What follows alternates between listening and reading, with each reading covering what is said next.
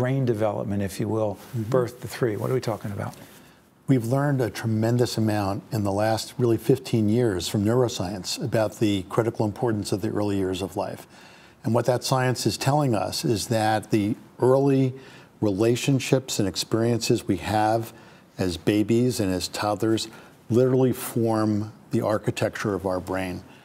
So you just have 10 minutes where you either read or play in cozy ways, so not big, loud play, but in nice building puzzles, reading a book together, drawing, coloring, anything where you're talking and asking about the day and kind of going over what happened that day. You're using your language in that moment, and it's really only 10 minutes. So it can feel very overwhelming to parents who have significant competing demands, but building out 10 minutes of uninterrupted, cozy playtime really goes really far in developing the children's brains. Jennifer, talk about the education piece of this for the infants and toddlers we're talking about. I think it's so important because we need to look at the caregivers who are taking care of these babies, and we know now that kids, babies especially, are in childcare way more than they were like when I was a child. And so we need to be able to educate and teach these caregivers who are caring for these young children what to do and to teach them about brain development and how important these early years are. So to hear parents talking about, I want a place where my child is going to learn. It has to be safe, but I want him to learn. I want him to have opportunities. I want him to have that start right from the start. And as Joe said, for parents who live in impoverished communities, that is a significant challenge. It's much harder to, it's hard for every parent to find infant care, but it's even harder for impoverished parents. So you just say, oh, you can't just spend more on this population, you say? I say that you got to take a long-term view of this. Everybody's looking at expenses running government on a short-term matter, and this is an investment because it's going to save money down the road. Remedial education, behavioral services, and the criminal justice system. So how do we consistently educate parents are one very important constituency, decision makers, professionals who are in the healthcare sector, the education sector. We want to have consistent understanding and messaging.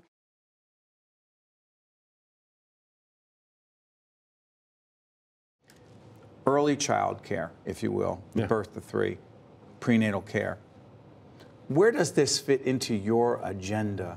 85% of the human's brain develops from birth to 5 years old. That's right. So getting a child early on strengthens that child's intelligence and their ability and their ability to deal with conflicts. You know, it just makes that child so much more of a reliable or competent or steady person going forward.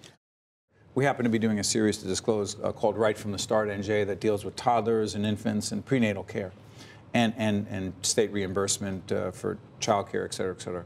Where does that fit into the agenda from your point of view? The first few years, say birth to 3, is there a place? If we look at women's return and participation in the workforce, the one thing around the affordability issue is women being able to return to the workforce and be confident that their child 0 to 3 is in a safe place, being cared for properly, and getting early education. Explain what that means, the child care subsidy program. There are other families in the state who are lower income who depend on our child care subsidy program. And that is a state benefit that's available to people who need support in being able to afford child care. And from my perspective, economic development and getting people to work requires making sure that we have a child care program that works for them because you need that peace of mind, you need that security in order to succeed in your job. The state of New Jersey has a phenomenal early childhood program, but what we have lacked in is expanding those programs and really thinking about pre-3-year-olds. What happens from prenatal care to 3 before we get them inside of a classroom setting. There are neuroscientists that come out and explain to you that a child's brain is malleable plastic. And if we get an opportunity to mold that, to expose it, to have them express in different ways, the opportunities that we have to really creating a phenomenal human being is extraordinary.